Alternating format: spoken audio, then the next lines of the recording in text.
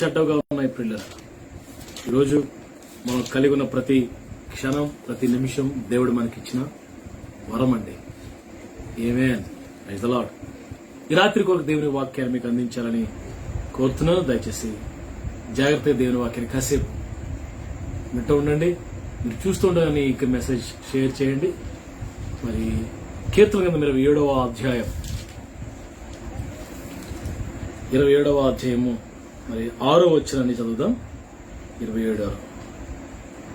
ఇప్పుడు నన్ను చుట్టుకునే నా శత్రువుల కంటే ఎత్తుగా నా తల ఎత్తబడును. ఆయన గుడారములో నేను ఉత్సాహధ్వని చేయుచు బలులు నర్పించదను. నేను పాడెదను, యెహోవాను గురించి స్తుతిగానము చేసేదను. ఇక్కడ దావీదు భక్తుడు అంటున్నాడు, నా దేవుడు ఎలాంటి దేవుడో తెలుసా? నా శత్రువులు ఎదుట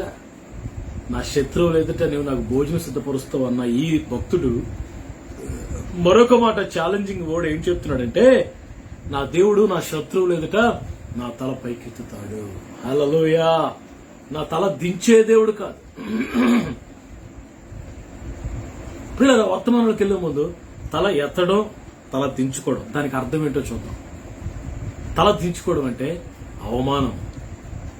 ఎక్కడైతే ఆర్థిక ఇబ్బందులు, అప్పులు పాలైపోతావు అక్కడ తల దించుకొని వెళ్లాల్సి వస్తుంది. ఎక్కడైతే మరి అపరాధ భావం ఉంటుందో, పాపం చేసేనే, మోసం చేసేనే, దొరికిపోయేనే అపరాధ భావం ఉంటుందో అక్కడ తల దించుకుని ఉంటారు. ఎక్కడైతే శ్రమలు, ఇబ్బందులు, కన్నీరు ఉంటాయో అక్కడ తల దించుకునే పరిస్థితి.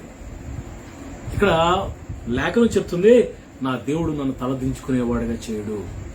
నా దేవుడు ఎలా చేస్తాడు? నా తల నా శత్రువుల కంటే ఎత్తుగా, అందరికంటే ఎక్కువ నా తల పైకెత్తుతాడు. తల పైకెత్తడం అంటే ప్రియులరా, గమనిస్తే మరి ఇబ్బందుల నుంచి, ఇరుకుల నుంచి, నిందల నుండి, అపరాధ భావం నుండి వాటన్నిటిని జుడిపించి మళ్ళీ ఆశీర్వదించి దీవించి అనేకులకు ఇచ్చేవాడిగా, అనేకులకు దీవెనకరంగా చేయటం అన్నమాట.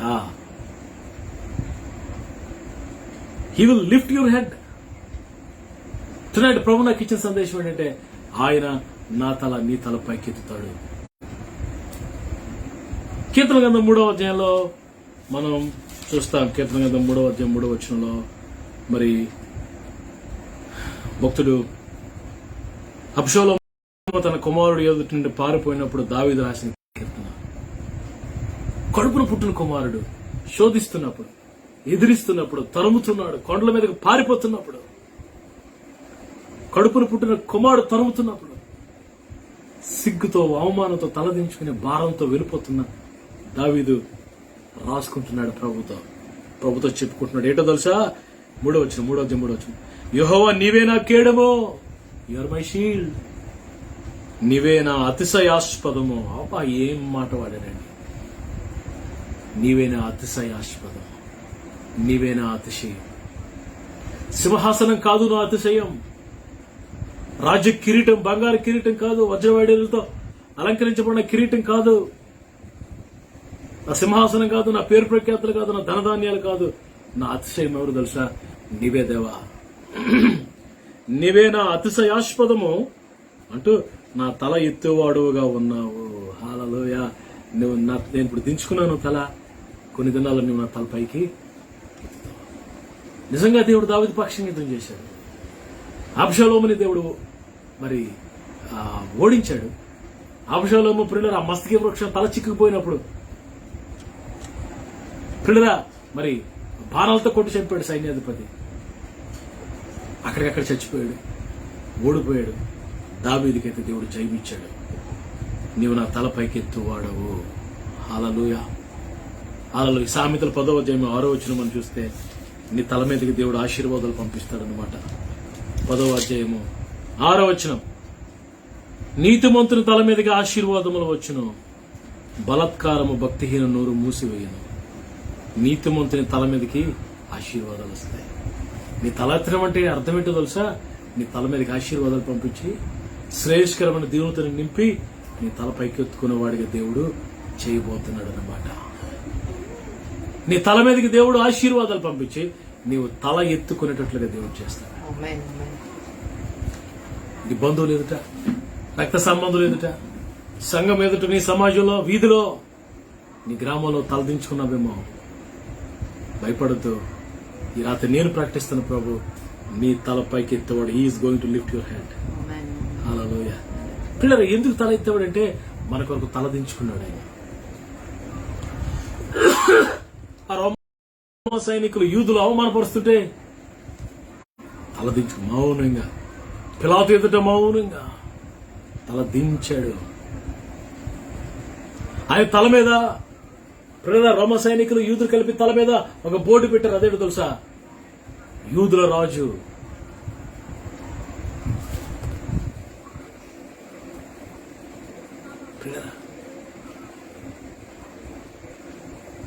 అయ్యన్నారై బోర్డు. దాని అర్థం ఏంటంటే ఇతడు యూదుల రాజు, కమ్మగడుతున్నారు, వేలాకోలం చేస్తారు, తక్కువగా మాట్లాడుతున్నారు ప్రభుకి. అంతేకాదు యోహాను 19:30 ఆయన తల వంచి ప్రాణం అప్పగించాడు. ఆయన తల వంచాడు, తల మీద మరి నిందలు, పిల్లల వేలాకోలం చేసే పరిస్థితి. కారణం ఏంటో తెలుసా? నీ తల నా తల పైకెత్తాలని, నీ తల పైకెత్తాలని ఆయన శిలువ మీద తల దించేశాడు. అవమానాన్ని భరించాడు ఆయన. చూడండి యెషయా గ్రంథంలో 61:3 మన అవమానానికి ప్రతిగా తల దించుకోవడం అంటే అవమానం అండి. అవమానాలు ఉన్నవా? జవాబు చెప్పుకోలేని పరిస్థితులు ఉన్నవా? యెషయా గ్రంథము 61:3 నుంచి చదవండి. సీయోనులో దుఃఖించే వారికి ఉల్లాస వస్త్రములు ధరింపచేయుటకును, బూడిదకు ప్రతిగా పూదండను, బూడిదకు ప్రతిగా పూదండ, దుఃఖమునకు ప్రతిగా ఆనంద తైలమును, దుఃఖమునకు ప్రతిగా ఆనంద తైలం, భారభరితమైన ఆత్మకు ప్రతిగా స్తుతి వస్త్రమును, స్తుతి వస్త్రం వారికి ఇచ్చుటకు ఆయన నన్ను పంపి ఉన్నాడు. సియోనులో దుఃఖించే వారికి ఉల్లాస వస్త్రము. దుఃఖించేవారు గోను బట్టలు కట్టుకుంటారు, బూడిద పోసుకుంటారు తల మీద. నీ గోను వస్త్రాన్ని విడిపించి నీకు ఉల్లాస స్తుతి వస్త్రాన్ని ధరించేస్తాడంట. తల మీద బూడిద వేసుకుంటారు, బూడిద తీసేసి పూదండ, అలంకరణ, ఎప్రిషియేషన్, భారభరితమైన ఆత్మకృతిగా స్తుతి వస్త్రము ఇవ్వడానికి ప్రభు అట. ప్రభు దేవుడు యేసు ప్రభు అని పంపించాడట, తండ్రి దేవుడు. Jesus is there for you. నీ కొరకు ప్రభు నిల్చున్నాడు నీ తల పైకెత్తడానికి. హల్లెలూయా. నీ తల పైకెత్తుతాడు. ఈరోజు నీ తల పైకెత్తి నీకు ధైర్యం ఇస్తాడు. లోకసభ 21:28 చూడండి. లోకసభ 21:28.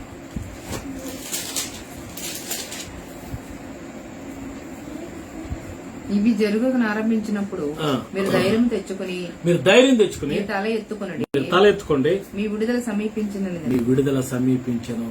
ప్రభు అంటున్నాడు ఇవన్నీ జరుగుతున్నప్పుడు, ప్రభు రాకడ దినాల్లో ఇవన్నీ జరుగుతాయి. పిల్లరా చాలా విషయాలు వ్రాయబడ్డాను. పిల్లరా కరోనా వైరస్, భూకంపాలు, యుద్ధ సమాచారం, సునామీలు, రకరకాల పరిస్థితులు, జనం మీదకి జనం, దేశం మీదకి దేశం. పిల్లరా మరి యునానిమేషన్, 1 వరల్డ్ 1 కరెన్సీ, 666 ముద్రకి సిద్ధమైపోతుంది. ఇవన్నీ జరుగుతున్నప్పుడు మీరు ధైర్యం తెచ్చుకోండి. మీ తల పైకెత్తండి. తల పైకెత్తడానికి అర్థం ఏంటంటే ధైర్యము. భయముతో అల్లాడిపోయినవాడు తల దించుకుంటాడు. దోషం చేసిన వాడు భయముతో అల్లాడిపోదు. నిందలో ఉన్నవాడు తలదించుకుంటాడు. ధైర్యం కలిగిన వాడు, నింద కొట్టివేయబడిన వాడు, శ్రమ నుండి విడిపించబడిన వాడు తల ఎత్తుకుని తిరుగుతాడు. ధైర్యము. ఒక రాజు ఉన్నాడు, ఆయన పేరు యెహోయాకీము. ఆ రాజు చెరలోకి వెళ్ళిపోయాడు. నిందకి అవమానానికి పోతాడు. 2వ రాజు 5వ అధ్యాయం.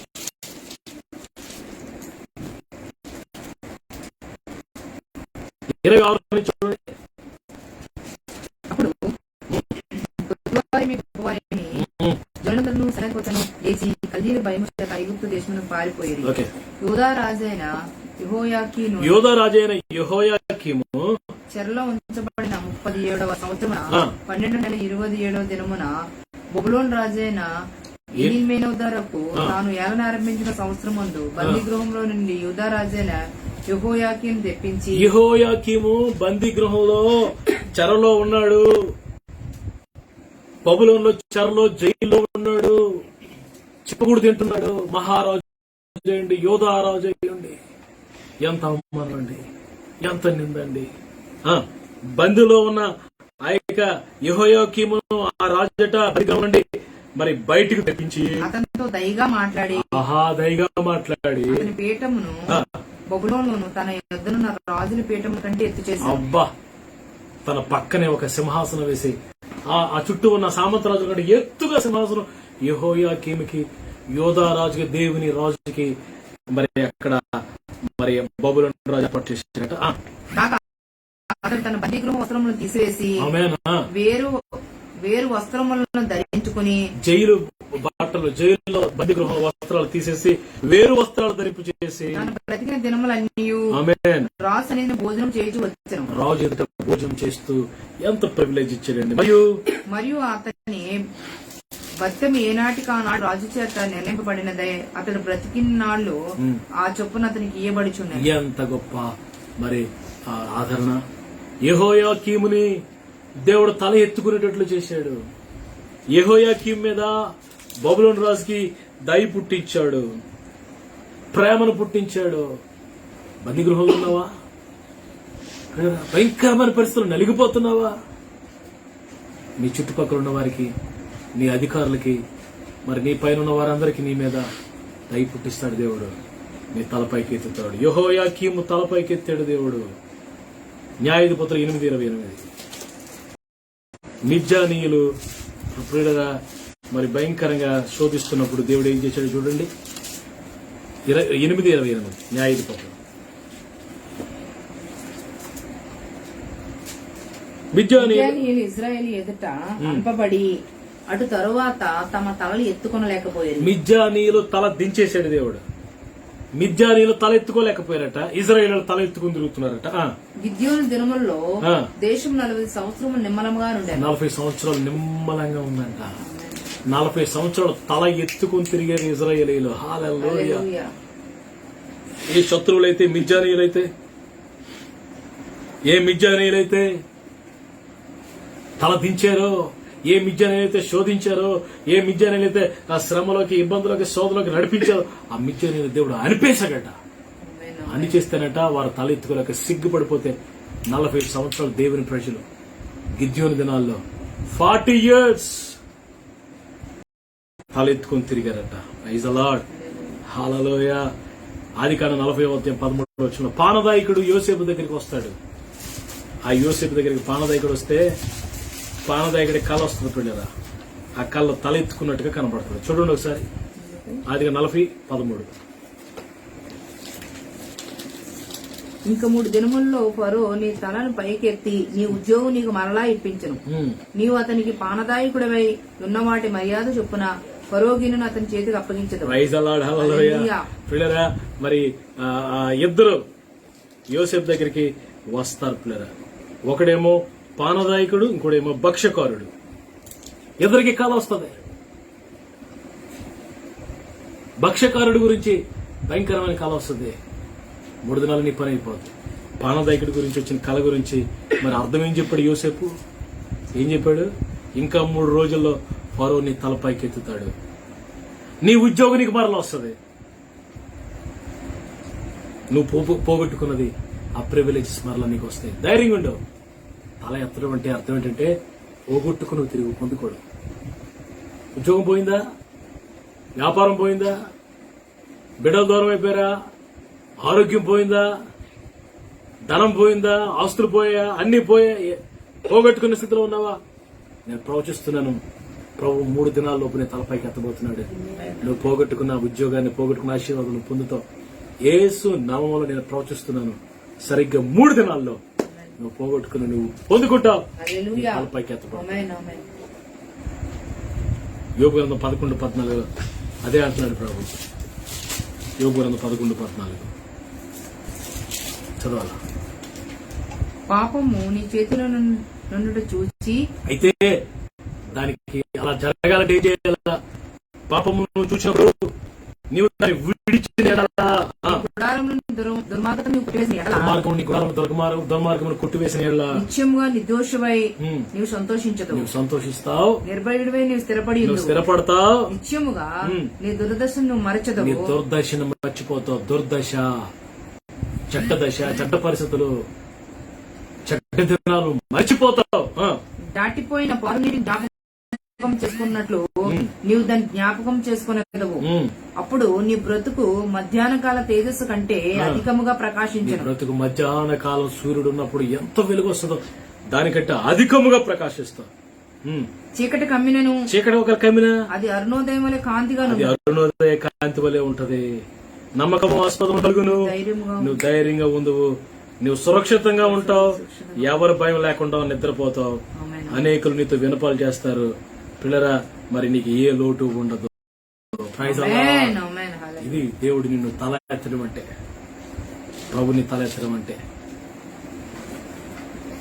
ఈరోజు నీ తల పైకి ప్రభు ఎత్తబోతున్నాడు. యెషయా 61:10 చూడండి. యెషయా 61:10 నీ తల ఎలా పైకి ఎత్తుతాడండి? 61:10 శృంగారమైన పాగా ధరించుకుని పెండ్లి కుమారుని రీతిగా, ఆభరణంతో అలంకరించుకుని పెండ్లి కుమార్తె రీతిగాను ఆయన రక్షణ వస్త్రము నాకు ధరింపచేసి ఉన్నాడు, నీతి అను పైబట్టను నాకు ధరింపచేసి ఉన్నాడు. కాగా యెహోవాను బట్టి మహానందముతో నేను ఆనందించుతున్నాను, నా దేవుని బట్టి నా ఆత్మ ఉల్లసించుతున్నది. శృంగారమైన పాగా ధరించుకున్న పెండ్లి కుమారుని వలె. హల్లెలూయా. ఏమంటే ఒక గంటలో పెళ్లి అవుతుంది, పెళ్లి కుమారుడు ఎలా ఉంటాడండి? సంతోషంగా ఉంటాడా, బాధగా ఉంటాడా? సంతోషంగా ఉంటాడు. ఎన్నో సంవత్సరాల నుంచి దేని కొరకు కళలు కన్నాడు, కళ నిజం అవుతుంది. అందుకే ఇక్కడ వాక్యం చెప్తుంది, ప్రభుట నిన్ను పెళ్లి కుమారుడిగా చేస్తాడు. ఎలాగట? శృంగారమైన పాగా ధరించుకున్నా. మామూలు పెళ్లి కొడుకు కాదు, పాగా. పాగా అంటే ఏంటి మీకు తెలుసా? టర్బన్ అంటారు ఇంగ్లీష్, డెక్స్ అంటారు. టర్బన్ అంటే తలకు చుట్టుకునే ఒక క్లాత్. పాగా చుట్టాడు. పాగా ఎవరుతారు తెలుసా? పాగా చుట్టి తెలకొడుతారు, చెప్పిస్తారు. అంటే విజయం దొరికినప్పుడు, శుభం జరిగినప్పుడు, శుభకార్యాల్లో పాగా ధరించుకుంటారండి. నీ తలకు పాగా, శృంగారమైన పాగా ధరింపు చేస్తాడు దేవుడు. నీ ఇంట్లో శుభకార్యాలు చేసి నీ తల పైకెత్తుతాడు. తుడికిరించబడ్డావా? ఏం భయపడద్దు, నువ్వు మూలకి తలరాయి అవుతావు. నీ తలపైకి ఎత్తుతాడు దేవుడు. పిల్లరా, యోసేపు తల దించుకుని ఉన్నాడు. పిల్లరా, పిట్లో అంటే గోతులు వేసినప్పుడు తల దించుకున్నాడు. నాకెవరు లేరు, వెళ్ళాడు. అక్కడ దాసుడిగా ఉన్నాడు. జైల్లో తలదించుకున్నాడు, నింద భరించాడు. అక్కడి నుంచి దేవుడు ఎక్కడ తీసుకెళ్లాడు? ప్యాలెస్ లోకి తీసుకెళ్లి తలపైకి ఎత్తాడు. హల్లెలూయా. మీరు ఇతర చదువుకున్న ఆదికాండం 41:38 నుంచి ఉంటది. ఫరో ఎప్పుడైతే ప్లీజ్ అవుతాడో, ఎప్పుడైతే ఆశ్చర్యపోతాడో అంటాడు, ఈయన మరి దేవుని ఆత్మ కలిగిన వాడు యోసేపు అని చెప్పి యోసేపుకి ఉంగరం పెడతాడు, గొలుసు ధరింపు చేస్తాడు, అధికారం ఇస్తాడు, సింహాసనం ఇస్తాడు, రథం ఇస్తాడు, దేశం అంతటి మీద గవర్నర్ గా దేవుడు చేశాడు. ఇప్పుడు చెప్పండి, తల దించుకున్నాడా, తల ఎత్తాడా? తల ఎత్తాడు దేవుడు. కారణం ఏంటంటే యోసేపు తగ్గింపు. యోసేపు ఒక్క మాట కూడా మాట్లాడకుండా జైల్లో వేసినప్పుడు, అదే మరి అనవసరంగా మనల్ని ఎవరైనా జైల్లో వేసాడు అనుకోండి, ఎంత గొడవ పెడతామో, కేకలేసి నాన్న బేపసం. యోసేపు కెప్ట్ సైలెంట్, మౌనంగా ఉన్నాడు. నాకు ఎవ్వరు లేరు ఈ భూమి మీద, నా దేవుడు తప్ప. నాకు నా దేవుడు తప్ప ఇంకెవరున్నారు?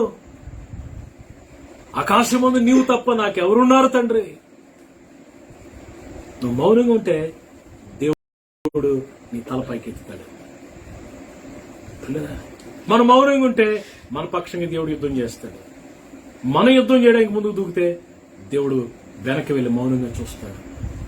మౌనంగా ఉందామా? మరి డిస్టర్బెన్స్ వచ్చినప్పుడు తోక తొక్కున తోచిపోవడంలో లెగిస్తుంది. కళ్ళు తాగిన కోతులాగా చెలరేగిపోతున్న పరిస్థితి మన జీవితాల్లో కనబడుతుంది. నేను విశ్వాసనే, నేను దేవుని బిడ్డనే అనే సంగతి మర్చిపోయి నచ్చినట్టు మాట్లాడుతున్నా. నువ్వు మౌనంగా ఉంటే తలపైకి ఎత్తుతాడు. యోసేపు తలపైకి ఎత్తాడు దేవుడు, దావీదు తలపైకి ఎత్తాడు దేవుడు. ఇంకో ఎగ్జాంపుల్ పిల్లల ఎస్తేరు గ్రంథం 9వ అధ్యాయంలో 17వ వచనంలో మీరు చూస్తే, పిల్లల అహష్వేరోషు దినాల్లో, ఎస్తేరు దినాల్లో మరి ఇజ్రాయేలుల మీద భయంకరమైన మరి కక్ష సాధింపు చర్య. ఒక్కరోజే యూదులందరినీ చంపాలని హామాను దినాల్లో ఒక చట్టం వచ్చినప్పుడు దేవుని ప్రజలు కన్నీరు కార్చారు, దేవుని ప్రజలు మర్రపెట్టారు. మాట మీకు చెప్పిన పిల్లల, మనకు కలిగి ఉన్న ఏకైక సాధనం ఏంటో తెలుసా? ప్రార్థన చేయటం. మనకు కలిగి ఉన్న ఏకైక సాధనం వెపన్ ఏంటో తెలుసా? మొర్రపెట్టడం. అది వదిలేసి మిగతా సాధనాలను, మిగతా వెపన్స్ అని పట్టుకుంటున్నాం. అవి పనిచేయట్లే, జయం లేదు మన జీవితంలో. మొర్ర పెట్టినప్పుడు, కన్నీరుగా వచ్చినప్పుడు, నేను ఆరాధిస్తున్న దేవుడు, నేను ప్రకటిస్తున్న దేవుడు నేటికి సజీవుడే. ఆయన శక్తి మారలేదు. మహోన్నతుని హస్తము మార్పు నొందింది అని అనుకుంటున్నావా? ఏంటి, ఒకప్పుడు బాగా ఉన్నాను, ఇప్పుడు ఏమీ లేదేంటి? ఒకప్పుడు వేరు పరిస్థితి, ఇప్పుడేంటి ఎండిపోతున్న పరిస్థితి, చల్లారిపోతున్న పరిస్థితి, సమృద్ధి లేమిలో ఉన్నా నేను. మహోన్నతుని హస్తము మార్పు నొందిందా? దేవుడు మారాడా? దేవుని శక్తి తగ్గిపోయింది అని అనుకుంటున్నావా? ఈరోజు నేను దేవుని సేవకుడిగా చెప్తున్నాను, నిన్న నేడు నిరంతరము మార్పు లేని దేవుడు, మార్పు లేని దేవుడు, మారనివాడు, సర్వశక్తుడు. ప్రణరా గతం కంటే ఎక్కువగా నేను ప్రేమిస్తున్నాడు. కాస్త ఓపిక పడితే, కాస్త ఓపికగా, సున్నితంగా, కాస్త సైలెంట్ గా నువ్వు ప్రభువుని గణపరచగలిగితే మునుపటి కంటే అధికమైన మేలు చూస్తావు. మన దేవుడు ఎలాంటి దేవుడు అంటే, మునుపటి కంటే అధికమైన మేలు నీకు చేస్తాను, ఇది మొదలుకొని నేను మిమ్మల్ని ఆశీర్వదిస్తాను వాగ్దానం చేశాడు కదా. ఆ ఏమైంది ప్రియులారా? యూదులు హామాను భయంకరంగా చెలరాకపోయినప్పుడు దేవుడు అద్భుతం చేశాడు, ఆశ్చర్యకార్యం చేశాడు. దేవుడు అహష్వేరోషుతో దేవుడు రాజుతో మాట్లాడాడు. పిల్లరా, ఏదైతే ఇశ్రాయేలుకి యూదులు చేయాలనుకున్నాడు హామాను, మొర్దెకైని ఏ కొయ్య మీద ఉరితీద్దాం అనుకున్నాడు, ఉరికమ్మము, అదే ఉరికమ్మం మీద శత్రువైన హామాన్ని దేవుడు ఉరితీయించాడు. పిల్లరా, ఏ రాజు అయితే ఆ ముద్ర వేసి సీలేశాడో దాన్ని రద్దు చేశాడు, రాజాజ్ఞను మార్చాడు దేవుడు. పిల్లరా, ఒకసారి ఆ మాట చదివితే బాగుంటుంది. ఎస్తేరు గ్రంథం 9:17 బ్యూటిఫుల్ వర్డ్ అది. ఈ బైబిల్స్ ఒకరు ఓపెన్ చేసి చూడండి. ఎస్తేరు గ్రంథం 9:17. ఆమేన్. Praise the Lord. 14వ వచనమందున వారు నెమ్మది పొంది 8:17 అండి, 9 కాదు, 8:17.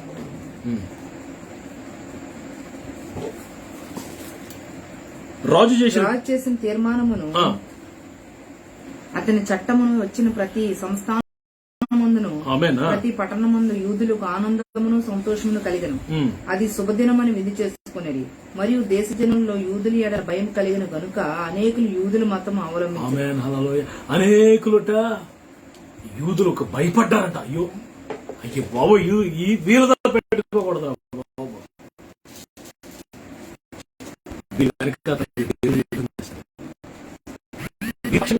దేవుడు యుద్ధం చేస్తాడు, వీళ్ళు పెట్టుకోకూడదు ఆయన అని యూదులు బయట అనేక యోధా మతం అనేక యూదులుగా దేవుని బిడ్డలైపోయాడు.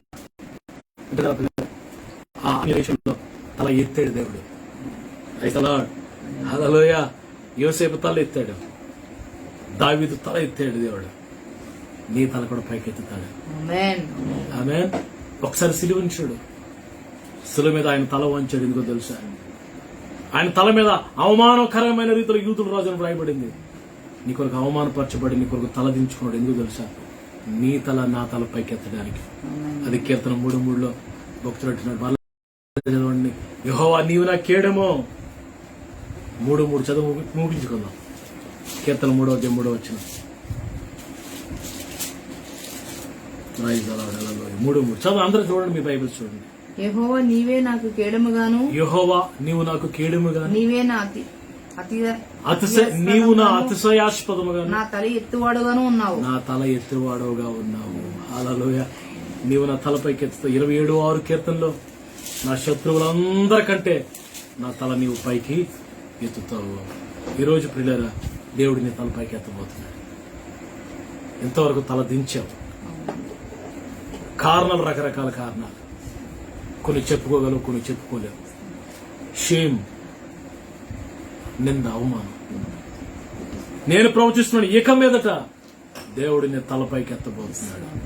Receive it, receive this prophecy, take it as granted, take this promise as your own prophecy. నీకు సొంతంగా ఈ ప్రవచనం తీసుకో. చేస్తున్నాము, నీ తల ప్రభు పైకి ఎత్తబోతున్నాడు. ప్రార్థన చేసుకుందాం. తలలో ఉంచండి. మీ కొరకు ప్రార్థన చేస్తాను. అందరూ దయచేసి చిన్న ప్రార్థన. ప్రభా, చాలా సంవత్సరాలుగా తల దించుకుని ఉన్నాను ప్రభా, తలెత్తుకోలేకపోతే బంధువుల మధ్యలో, స్నేహితుల మధ్యలో, శత్రువుల మధ్యలో, అన్ని జనుల మధ్యలో తల ఎత్తుకోలేకపోతుంది. నీ కుటుంబంలో కొన్ని పరిస్థితులు జరిగాయి. ఆ పరిస్థితుల మూలంగా తల ఎత్తుకోలేకపోయావు. రాత్రి ప్రభు చెప్తున్న మాట్లాడి తెలుసా, నేను నీ తలపైకి ఎత్తిన 3 దినాల్లో నీ తలపైకి ఎత్తుతాను. యోసేపు చెప్తున్నాడు, 3 రోజుల్లో నీ తల ప్రభు పైకి ఎత్తబోతున్నాడు. నువ్వు పోగొట్టుకున్న ఉద్యోగం, పానదాయక ఉద్యోగం మరలా నీకు ఫరో ఇవ్వబోతున్నాడు. ఎంత గొప్ప మాట, ఎంత గొప్ప మాట. నీ తల ప్రభు పైకి ఎత్తబోతున్నాడు. హల్లెలూయా. దుఃఖమునకు ప్రతిగా పూదండిస్తాడు. బూడిదకు ప్రతిగా స్తుతి వస్త్రాన్ని ధరింపచేస్తాడు. నీ శత్రువు కంటే ఎత్తుగా నీ తలపైకి ఎత్తుతాడు. పరిశుద్ధమైన తండ్రి, ఘనమైన ఆయన, మీ నామానికి స్తుతులు, స్తోత్రాలు. ఈ రాత్రి ప్రభు నీ ప్రజలు వాక్యాన్ని విన్నారు. మీ ప్రజలు దీవించండి. మీ నామాన్ని కనపరచుకోండి. Bless you children in the name of Jesus. Amen. దేవుని సేవకులు మీ కొరకు ప్రార్థన చేస్తారు, ఆశీర్వాద ప్రార్థన చేస్తారు. మీకు ఇచ్చుకోండి.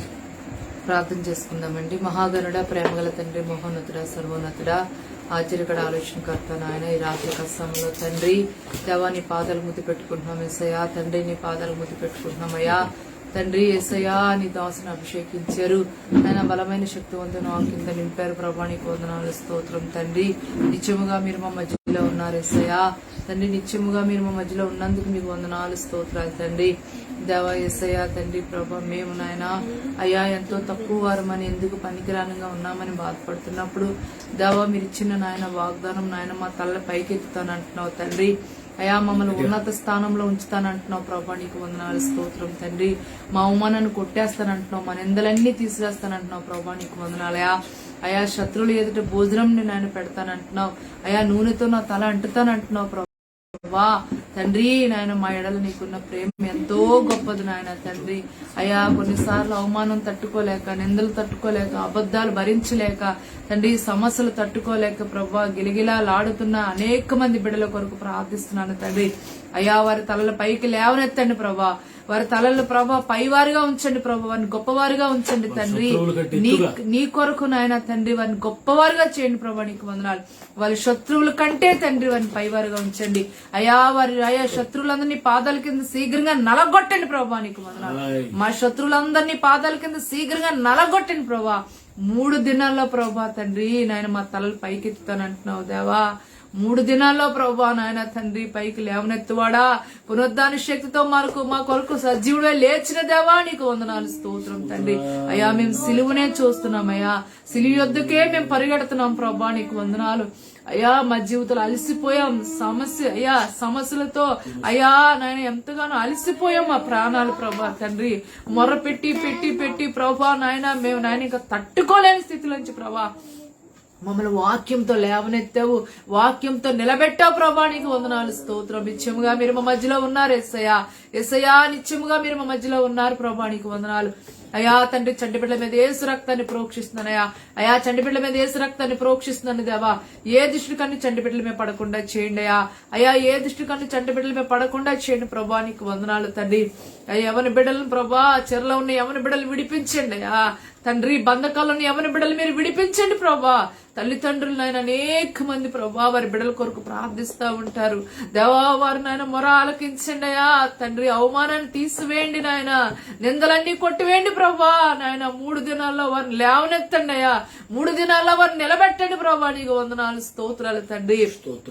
మా తలల పైకెత్తువాడా, మమ్మల్ని నాయన ఉన్న స్థితిలో ఉంచి నీకు వందనాలు స్తోత్రం తండ్రి. నువ్వు ఉంటే మాకు అన్ని ఉన్నట్టే దేవా, నువ్వు మాకు కావాలేసయ్యా. నీకు వందనాలు స్తోత్రాలు తండ్రి. బంధువులు స్నేహితులకి ప్రతి ఒక్కరిని దర్శించండి, ఇవన్నీ తాకండి ప్రభా. అలాగే సేవకుల కుటుంబాన్ని మీరు దీవించండి అయ్యా. ఎవరైతే అనారోగ్యంతో ఉన్నారో వారిని స్వస్థపరచండి అయ్యా. సేవకుల కుటుంబాన్ని విడిచిపెట్టే దేవుడు కాదు నాయనా, నీకు వందనాలయ్యా. అయ్యా మా మరణ నిత్యముగా నీ ఎద్దుకు చేరిందయ్యా, మా మరణ నిత్యముగా నీ ఎద్దుకు చేరిందయ్యా.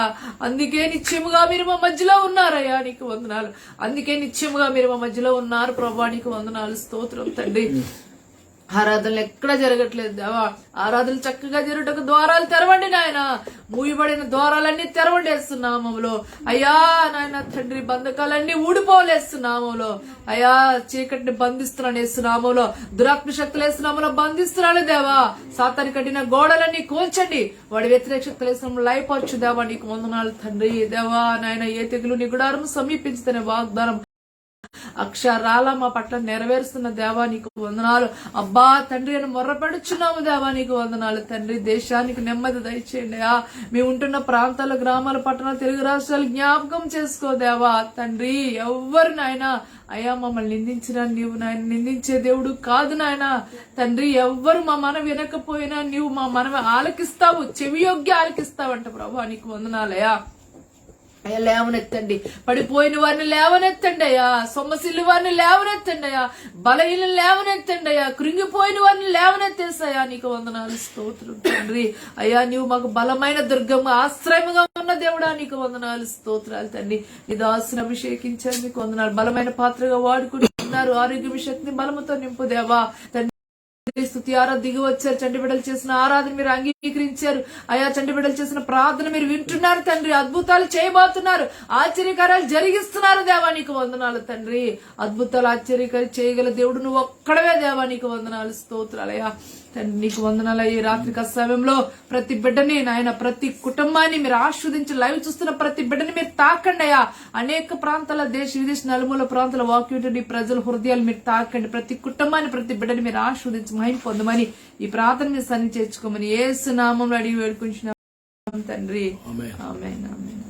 మన తండ్రి అయిన దేవుని ప్రేమ, కుమారుడు రక్షకుడు ప్రాణములకు ప్రియుడైన యేసు ప్రభువు వారి కృప, ప్రియ పరిశుద్ధాత్మ దేవునికి అన్యోన్య సహవాసం కూడిన మనందరికి సకల పరిశుద్ధులకు సమృద్ధిగా తోడిని నడిపించును గాక.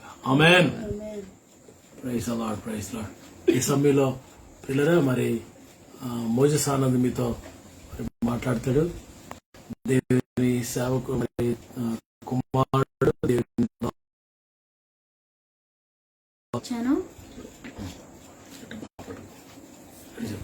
ఈరోజు నేను వాక్యం చెప్తాను. ఈరోజు నా మెసేజ్ ఏంటంటే, నేను రోజు కాదు కానీ నేను ఒకేసారి ప్రిపేర్ అవ్వలేను. నేను రోజు ప్రిపేర్ అవ్వలేను. అందుకనే ఒక్క రోజు తర్వాత ఇంకో రోజు చెప్తున్నాను వాక్యం. నేను ఈరోజు నా మెసేజ్ ఏంటంటే, మనం ఎటువైపు వెళ్ళినా కూడా దేవుడు వెలుగు మనతోనే ఉంటుంది. మన మార్గాల్లో దేవుడు వెలుగు ప్రకాశిస్తుంది. మనం ఎంత చీకట్లో వెళ్ళినా కూడా దేవుడి వెలుగు మన వెంటే ఉంటుంది. ఎంత చీకట్లో వెళ్ళినా కూడా భయపడద్దు, ఎందుకంటే దేవుడు నీ వెంటే ఉంటుంది. నీకు కనిపించకపోవచ్చు కానీ విశ్వాసం ఉండాలి నీకు. దేవుడు నాతోనే ఉన్నాడు కదా, నేను భయం ఎందుకు నాకు అని విశ్వాసం ఉంచుకున్నావు అంటే దేవుడు నీతోనే ఉంటాడు. విశ్వాసం ఉందా లేదా నీకు? విశ్వాసం ఉంటే నీకు ఏమైనా సాధించగలవు. దేవుడు మంచివాడు, అద్భుతాలు చేయవాడు. నువ్వు విశ్వాసం ఉంచితే నీ వెలుగు నీ వెనకాల కాదు నీతోనే ఉంటుంది. నీ ముందు నీ చుట్టూ నీ వెలుగు ప్రకాశిస్తుంది. దేవుని వెలుగు దేవుడిని విశ్వాసం ఉంచితే, దేవుడి మీద విశ్వాసం ఉంచావంటే నువ్వేమన్నా సాధించగలవు.